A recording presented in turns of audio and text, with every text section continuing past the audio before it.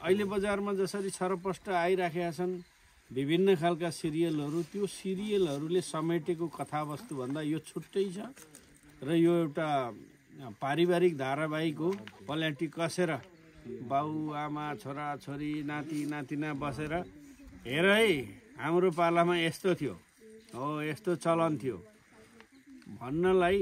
100मा 100 नभए पनि यसको सिम्बोलिक कुराहरू बुझाउन सक्नुहुन्छ भन्ने चाहिँ मलाई लागेको छ र त्यस कारणले पनि यो सिरियल अहिले आएको एकदमै महत्त्वपूर्ण छ र दर्शकहरूको नजरमा यो भनेको आजबाट हेर्न सुरु गर्यो भनेदेखि यसले चाहिँ निकै समयसम्म पनि यसका परिपाटी यसका परिवेश यसले एउटै कथावस्तुमा डोर्याएर सबैलाई लैजान्छ भन्ने। सँगसँगै त्यसभित्रको एजुकेसन भनेको के हो, बाल विवाह भनेको के हो, शैक्षिक स्तरहरू कसरी चलाइएका थिए, सामाजिक परिपाटीमा सामाजिक परम्पराहरूलाई के भनिन्थ्यो, अहिलेको जेनेरेसनले केही नभए पनि बुझेर मनन गर्न चाहिँ सक्ने हुन्छन् भन्ने मलाई लाग्छ। पनि जहाँ जहाँ जति सुटिङ गरियो यहाँका अलिक बुढापाका मान्छेहरूले चाहिँ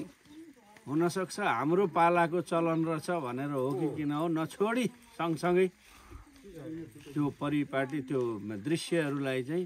हेर्दै इन्जोय गरिरहनु भएको छ। कतिपय ठाउँमा रोँदै हुनुहुन्छ वहीँ सुटिङमा त